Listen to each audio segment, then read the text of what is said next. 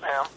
Like I say, I got a 17 just turned, well, he's 18, just turned 18-year-old senior.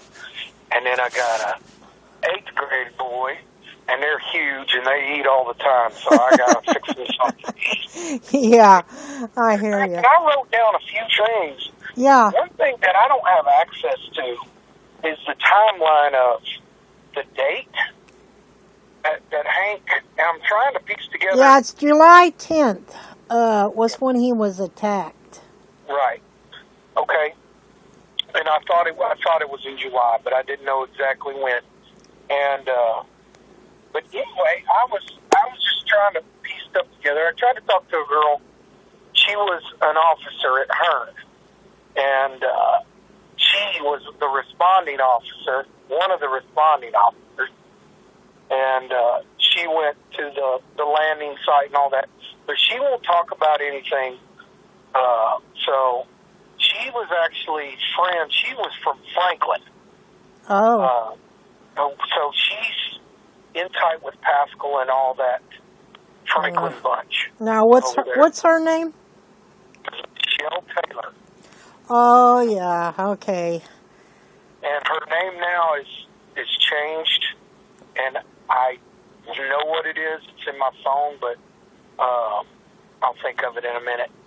But yeah, she was one of the responding officers, and I believe the other one was and I can't remember his name. He wasn't there maybe a couple of months, but his name was Seth.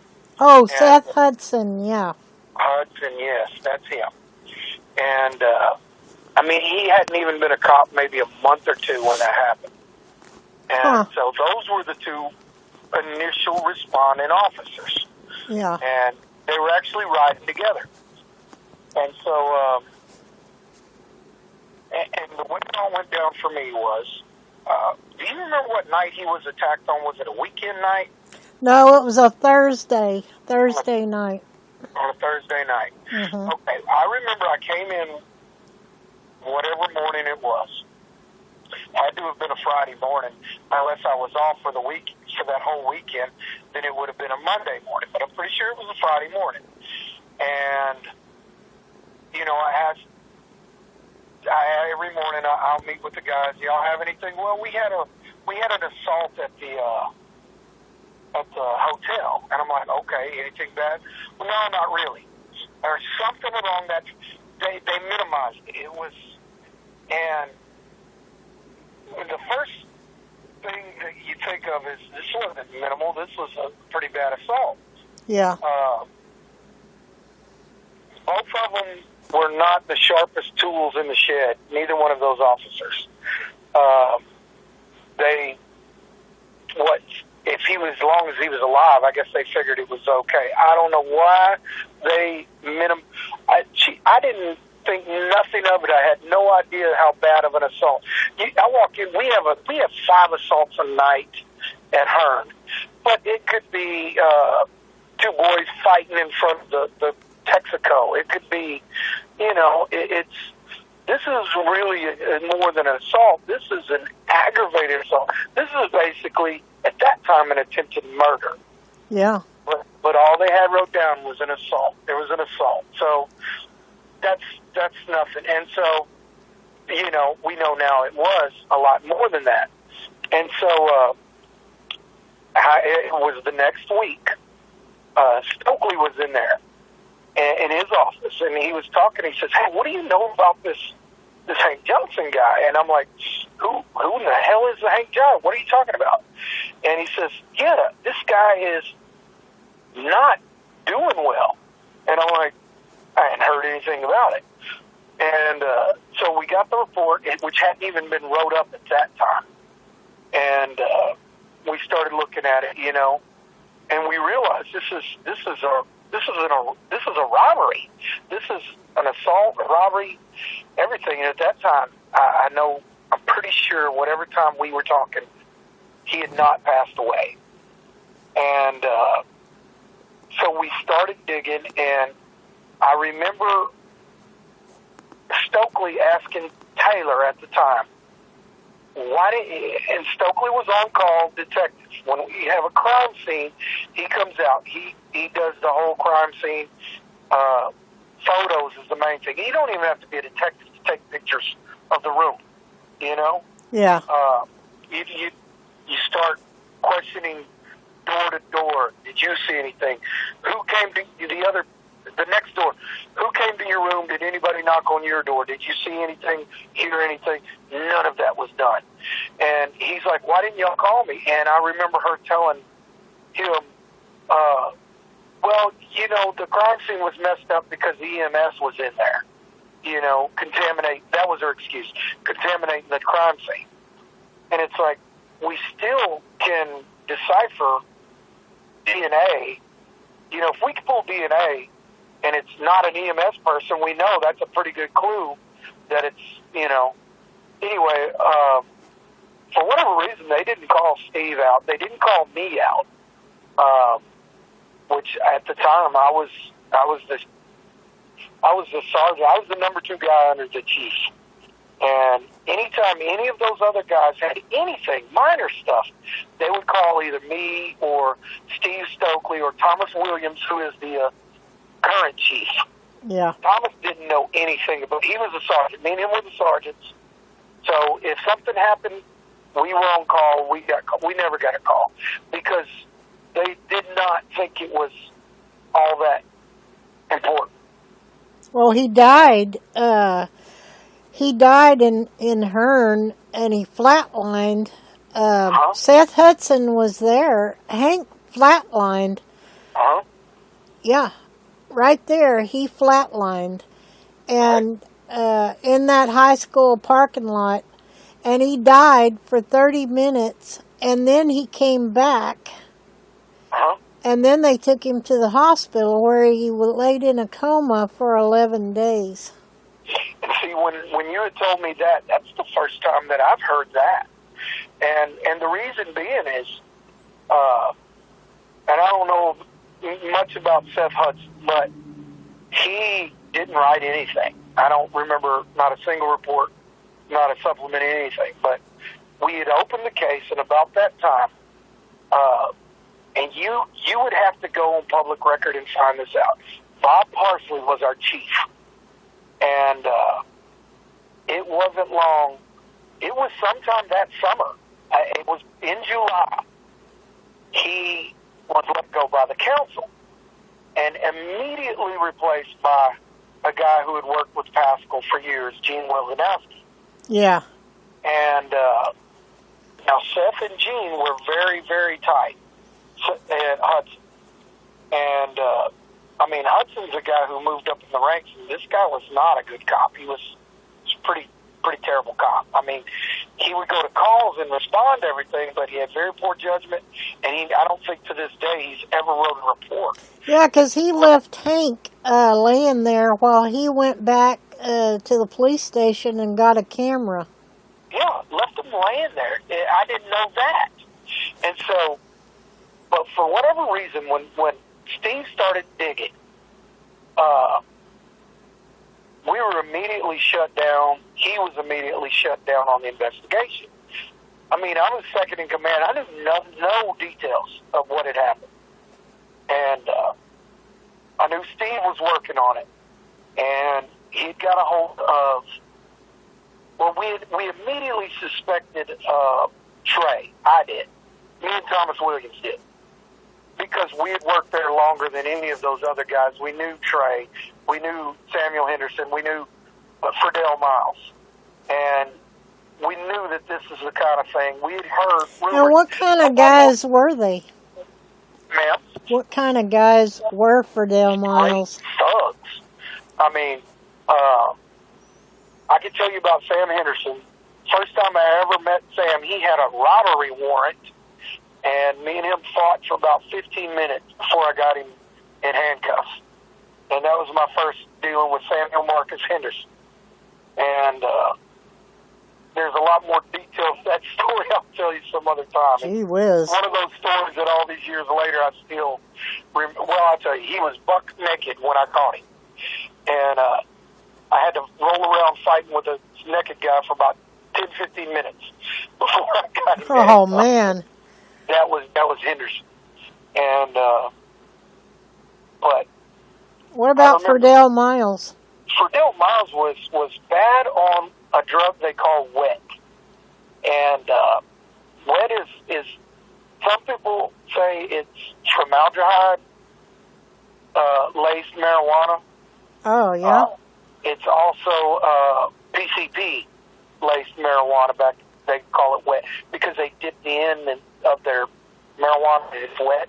That's how the nickname come along. But they become really violent and generally lose their clothes because their body's overheating. And Ferdell Miles was immediately talked about as one of the guys who was driving Trey and Sam around.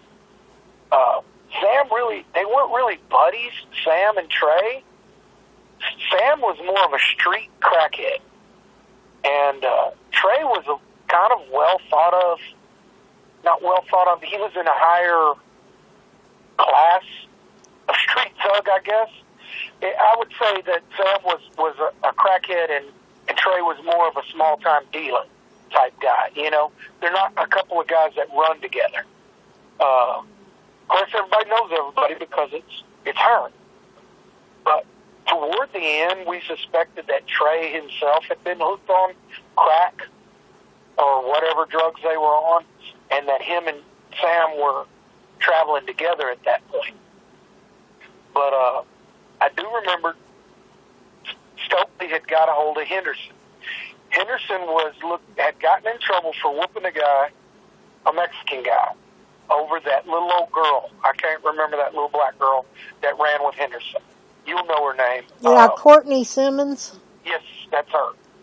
What they were doing was, she was a prostitute and Sam was her pimp. And evidently the old boy didn't want to pay up. Sam whooped him. Well, Haskell and Wilganowski and all them, they saw that their chance. I know Sam was a crackhead, but that's not something I would have probably charged him with aggravated assault. I mean, this guy was, I don't know. But they immediately wanted to scoop him up on an aggravated assault charge. Well, Henderson came to me in Stokely and said, look, I know I got a warrant, but I want to talk to y'all.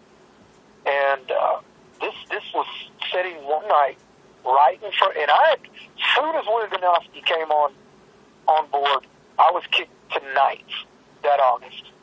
And I was the senior guy there, and they kicked me on all night. So I remember Stokely and me were sitting out there in front of the PD, and Henderson comes up. And he says, I want to talk to y'all. And because I trust y'all, I know y'all never, put any cases on me that I didn't do. And I said, well, what do you want to talk? And he was talking about Hank's case at the hotel.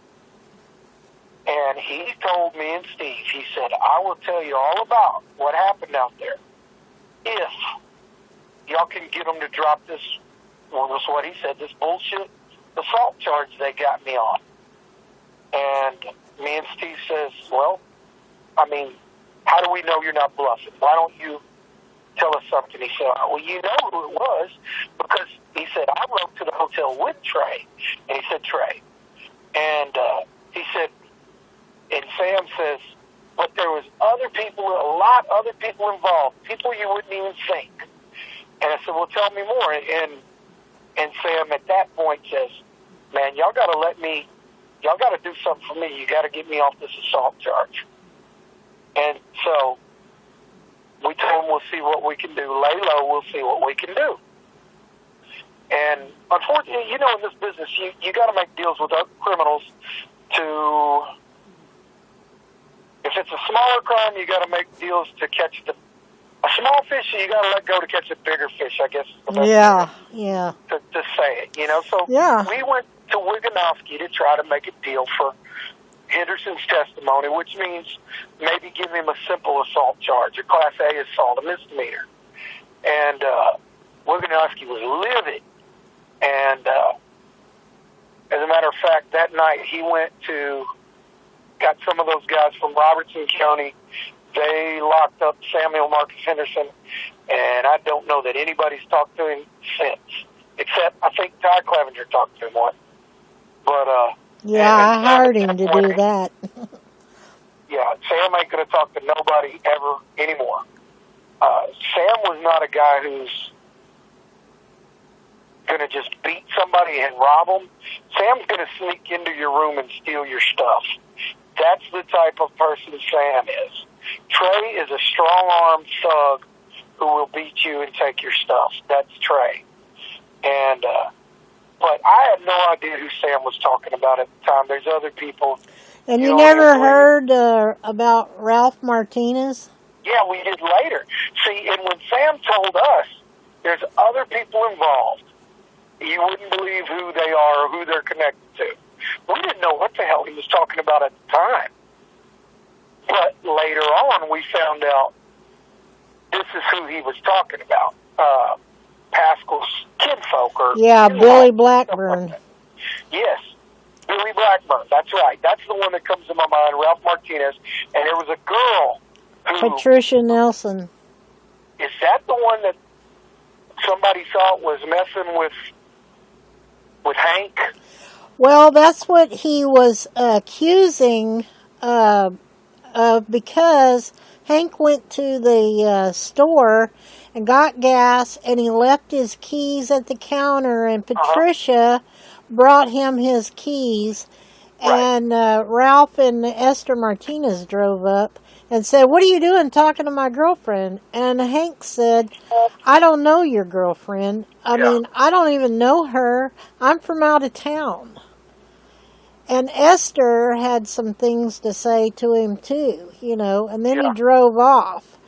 And, I mean, here's the thing, Sonny was his girlfriend. She was there every night with him. So if he had an affair with her, I don't know. See, so, and the only things that I'm sketchy on, and that I don't really know, was the time between, we knew it was Sam and Tom. I say Tom, Sam and Trey. We knew it was them. Sam's claiming there was other people there. I believe him. Yeah, because I think Esther Martinez was there with Ralph. Steve had linked Ralph and Billy Blackburn and all them to it also. And that, along about that time, is when Wilganowski loads up Steve, drives him around, and tells him where the dead people are buried. Yeah. Steve gets rattled. He don't. And then Pascal calls him on the phone and starts giving him, pretty much threatening him on the phone. Well, during this whole time, I'm just letting Steve handle it because I got kicked the nights. And I'm looking for other jobs because, I'm no fool. I was Parsley's guy. They want me out. And so I'm looking for other jobs at the time. And when I left, it was a done deal that we had them. We had Trey with the guitars. Yeah. We had, I can't remember if it was Martinez and Blackburn. We had them there at the scene. We had all these things. And what the hell happened? That's what I don't know. Well, I have a little bit of insight into that. Ralph Martinez and Billy Blackburn was Pascal's in-laws. Right, and I knew that. We knew that at the time. Well, I didn't know Ralph Martinez was, and Pascal did not let on that that Martinez was also his in-law. Yeah. Yeah, I remember, if I remember right, we knew that. And then Pascal was getting all stupid about everything. And I told Steve, it's like, Steve told me, he says, man, these guys are threatening me. They're doing this, they're doing that. Well, Wilganowski pretty much had made it clear he didn't want either one of us there. And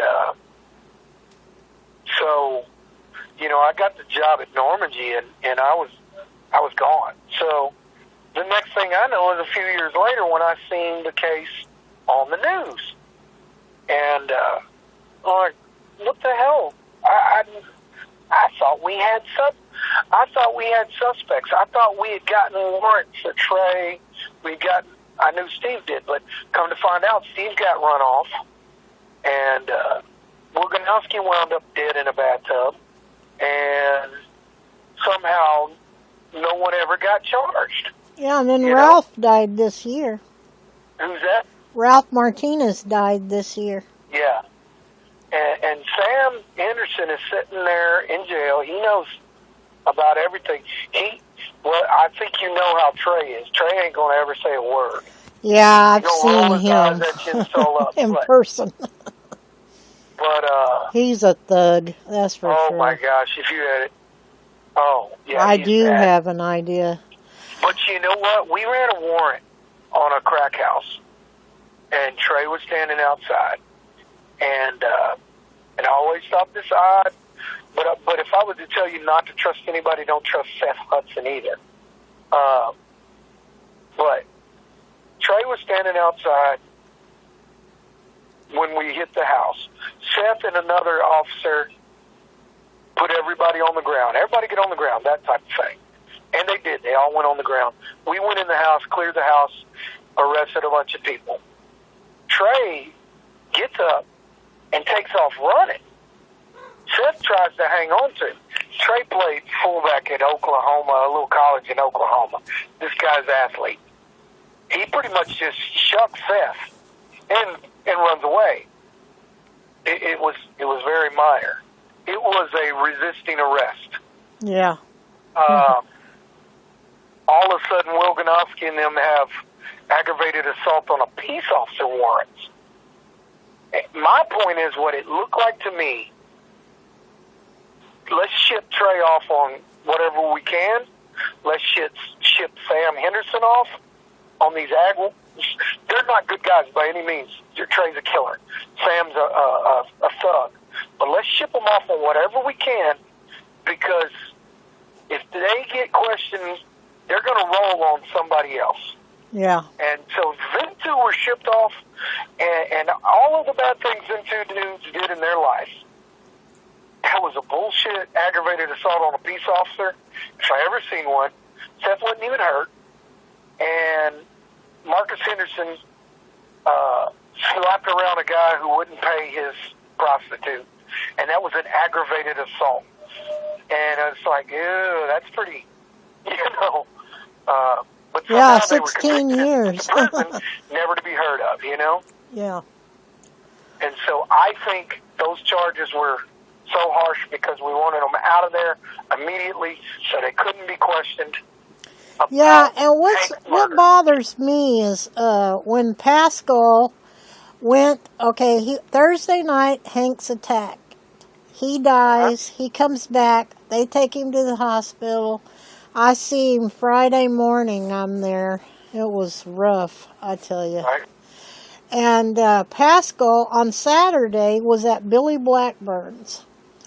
Because he told him that Ralph Martinez, 3 days prior to Hank's attack, that he went there, Ralph Martinez did, to ask Billy Blackburn for help with the guy at the motel. Because he was suspecting he was having something to do with Patricia Nelson.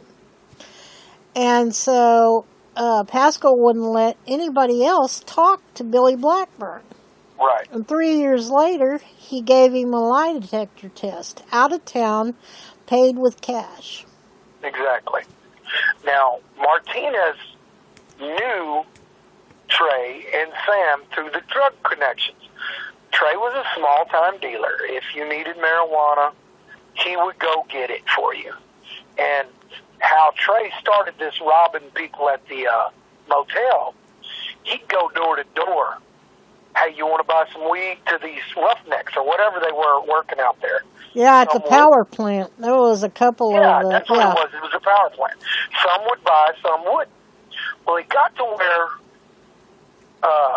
he was forcing his way in and robbing these people. But these people, because they were buying marijuana, didn't want to get in trouble. They wouldn't report it. They would tell us, and we would hear things from street informants and stuff, but nobody would ever press charges because they're terrified of the guy.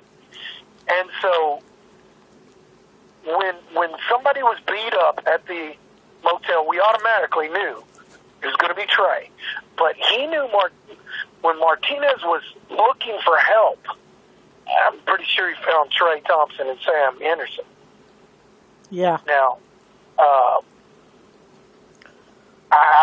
and Trey's the type, you give him $50, he'll do whatever you want. Yeah, he was supposed to probably go in and steal the guitars, and the then Ralph was in for the kill because he had already he just got out of jail, actually prison, for another assault charge. Yeah.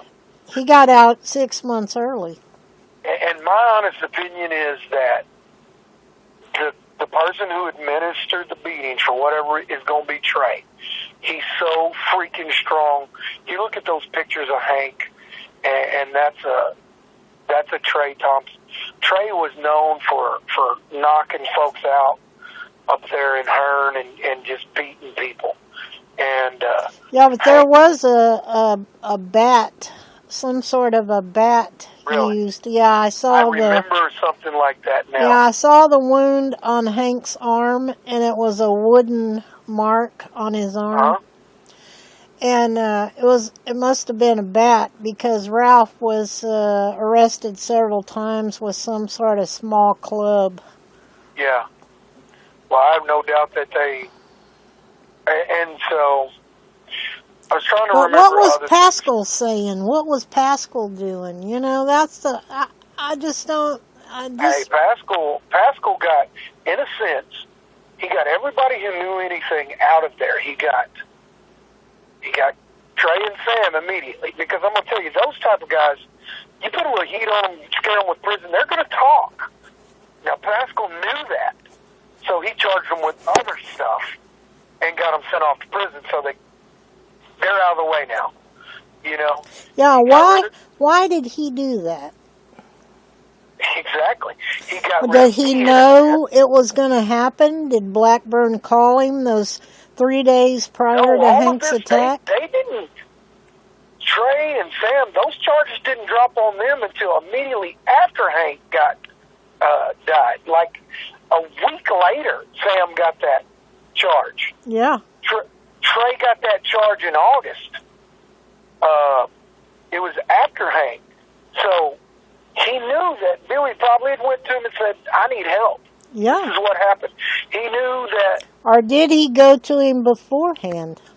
Or Pascal probably heard maybe from Steve that, we were on to Billy and them through Sam, and Trey would have been, at the time, Trey would have told us about anything to keep from going to jail. He is extremely bipolar, and if you catch him on his meds, he'll talk. When he's off his meds, he's a violent son of a gun. Yeah, because they had that recording he made on television. Yeah, he's just a bad person. But you know what the newspaper woman told me at that place? She said that Ralph Martinez was the main problem with John Pascal because it led right to Billy Blackburn. She said, and that's your problem right there, is because this case is not going to go forward because everything, Trey, Sam, Billy, Ralph, Esther, all of that led right directly to Billy Blackburn. Right. And she said, that's your problem. Because Pascal is going to protect Billy Blackburn. Right. But why? Because he didn't really like Billy Blackburn. No, he acted like he didn't. Pascal, I'm sure, had uses for Billy Blackburn. Yeah. Pascal's a crook, and we don't know what they are. But he had his reason, I'm sure. Yeah. But he got rid of strong Sam, he reason. got rid of Steve Stokely. I was gone, so I was out of his hair until I testified in that trial. And then they come back and, And got you. They got me. Gene Woganowski to this day, like I said, wound up dead, drowned in a bathtub, which to me is just suspicious. I mean, he was the And then that double murder case that happened, and Fidel Miles was into Fidel that. Miles on that one. Huh? Fidel Miles, I believe, was involved in that one. And Shedrick Darnell was in that. The one they call Twin, yeah. Yeah, and he was a pimp too. Yeah. I was out of the loop and on my way out when all that happened. Yeah, Shedrick Darnell is mean. Yes, I know. He's this is no lie. This Michelle Taylor worked that case too, but go figure. Yeah, I know. She said that the boys were laying out there shot, and Cedric Darnell gets there, walks into her crime scene, takes a wad of money out of one of their pockets. No, it was in his jock cup. It was inside it. Yeah, Shedrick Darnell put his hand inside the jock cup, and it was over $10,000 he kept in there. And she stood there and let him. Yeah. And then he got his keys, and then he went and ramshacked his apartment. Yep. And again, Michelle Taylor. And Fidel Miles was there. Fidel Miles was there. I knew that. And here's the thing Pascal did. Pascal went in there. Well, Fidel ended up in jail, and he beat him, and so bad that Fidel had to have his jaw wired. Wow. To shut him up. I did not know that. Yeah. I don't doubt it.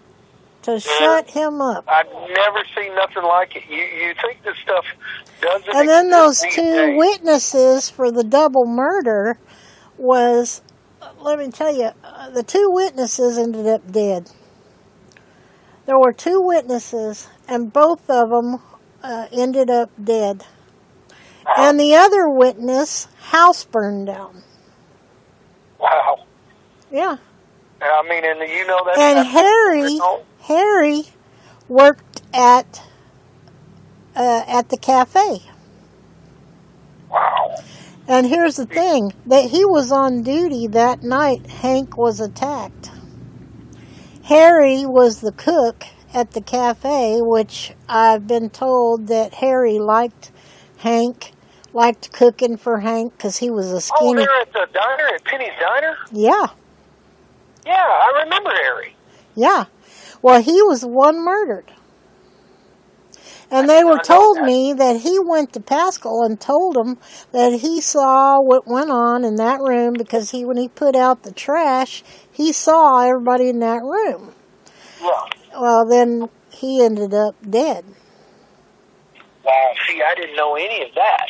Yeah. You know, like I said, once I got shipped off the night, I wasn't allowed to even, it was like, I was second in charge, but I had no idea.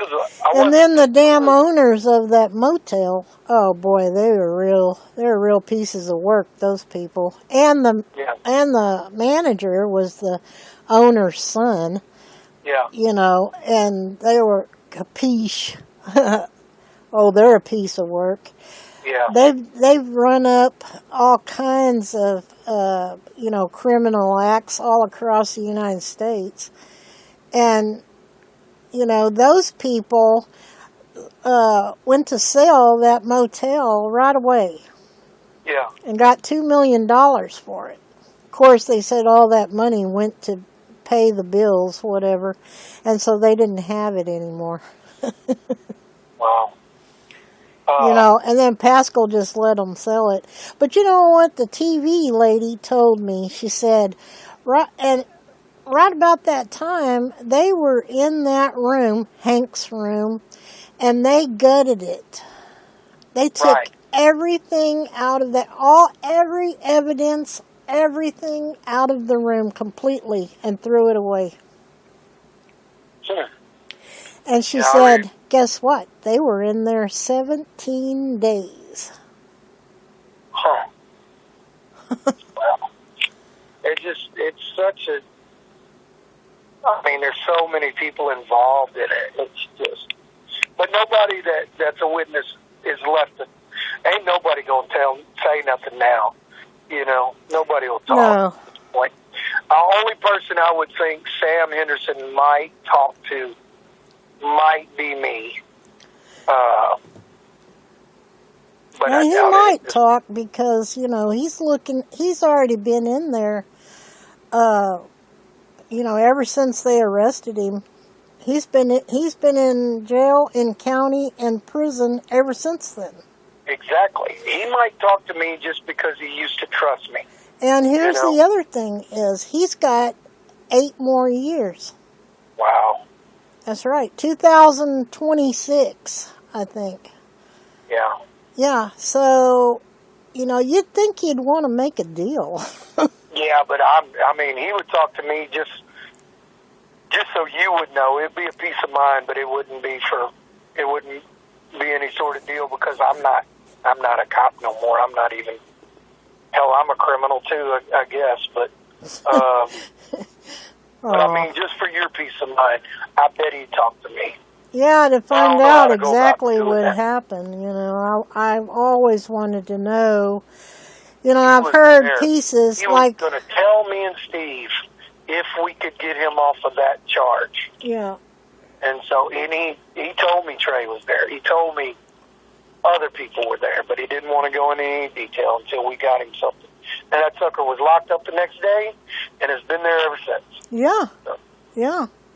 And, you know, and I filed that, you know, report with the victims thing, and I could not find him. When Ty went in there, he found him in county. And then he was over in Brazos County. Yeah, that's right. One time, I was over there interviewing a guy in Brazos County, and I walked in, and there's Ty Clevenger, and I'm like, hey. And I'm like, what are you doing? I'm talking to Sam Henderson. I'm like, oh, okay. And so I happened to run across him at that time. So. Yeah, and after that, I couldn't find him for 2 years in the system. He was not in the system until, because I keep up with all of that even still. And they finally sent me a letter saying where he was. Yeah. Or what prison he was in. What prison is he in, by the way? I don't know. I have to look at my paperwork. Yeah. They send me the victims' services, you know, they send me reports and stuff. Yeah.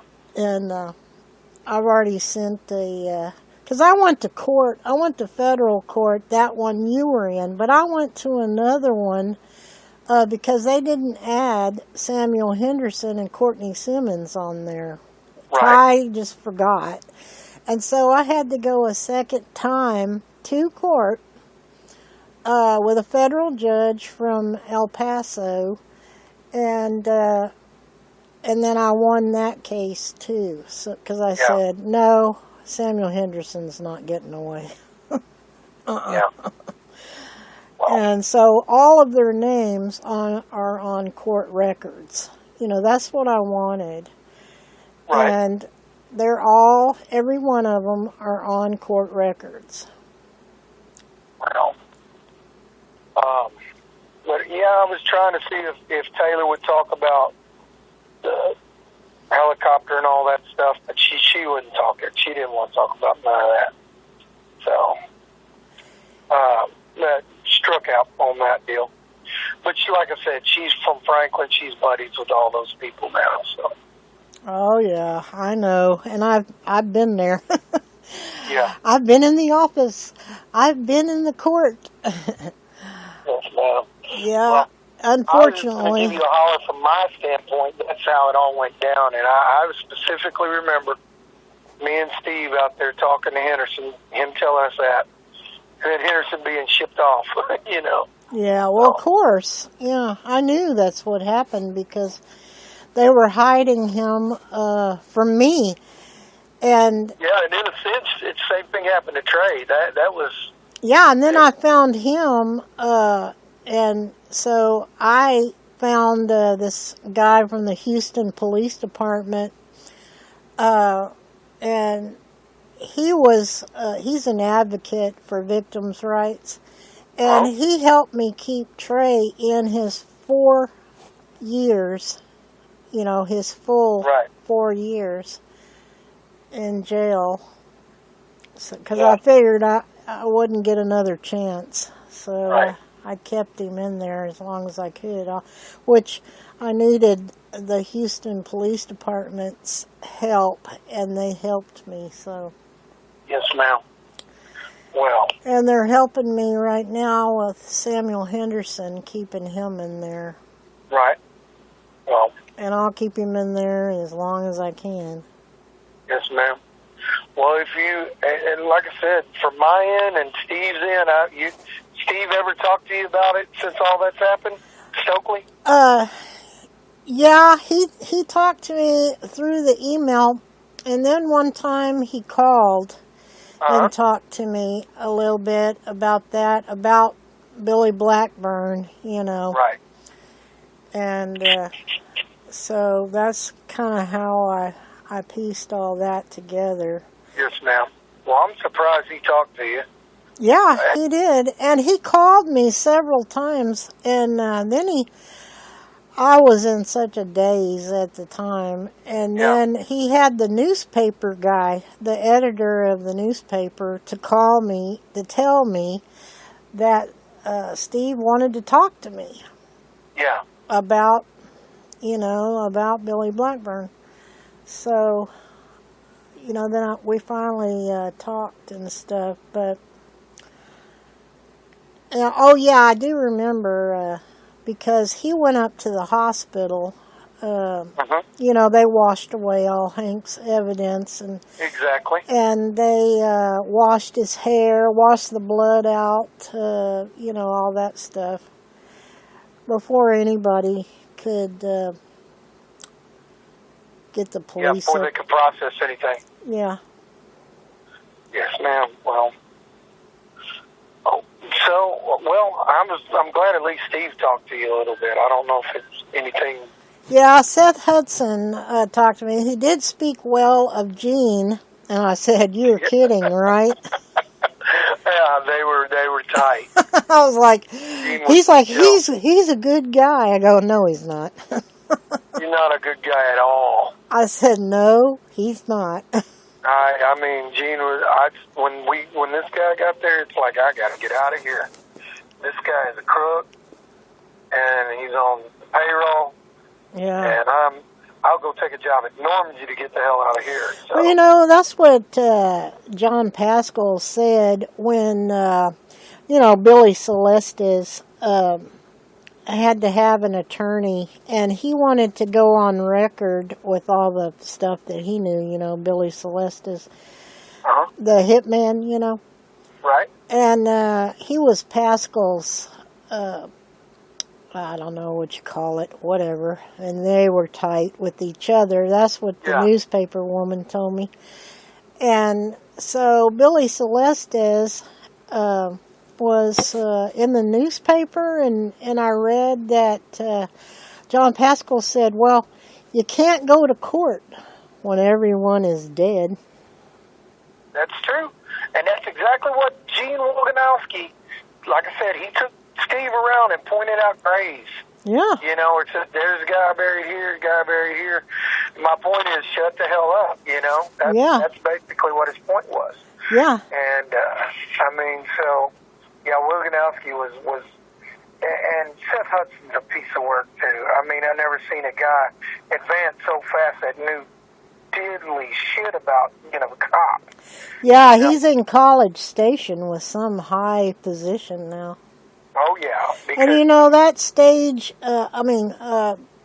channel KBTX, that station manager died too, No, I didn't know that. Yeah. Oh. Yeah, because Pascal went in there and threatened Villarreal, Yeah.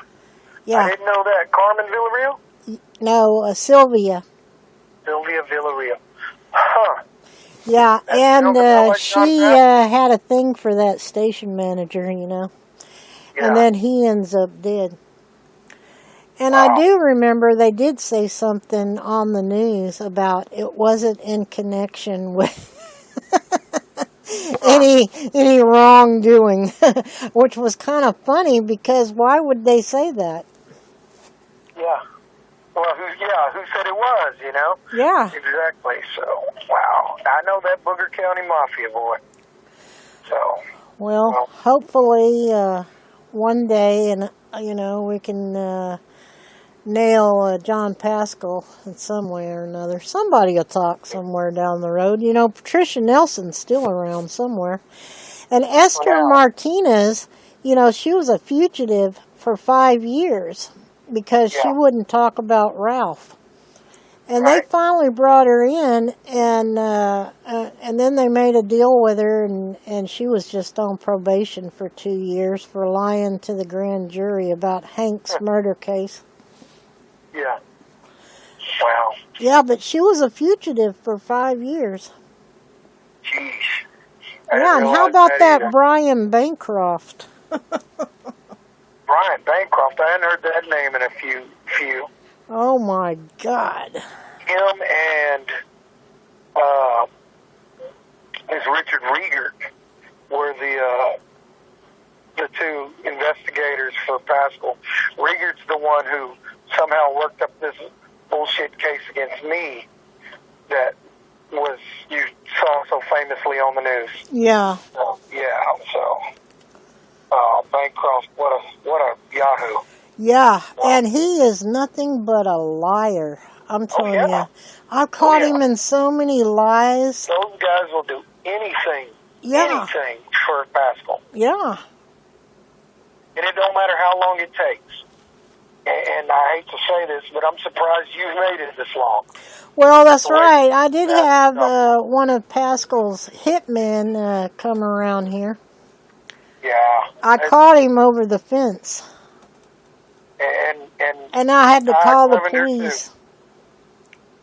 too. Man, that's crazy. Yeah, and I gave him his description and everything, and his license plate and all that. Never heard back from that. Oh, yeah. Well, all right, Ms. Johnson, if I could think of anything else, but that's from my end how it went down. Okay. It was played off just like it wasn't nothing Yeah. up until the following Monday or Tuesday. And all of a sudden, you know, when Steve finally started opening stuff, it got shut down fast. That's because Hank flatlined and he was Yep. dead for so long and then came back and they said his brain was gone. Right. Well, anytime you want to give me a holler or anything like that, just give me a shout, okay? Okay.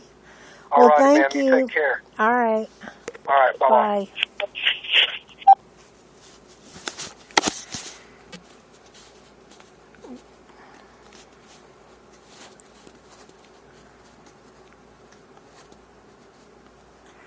Well,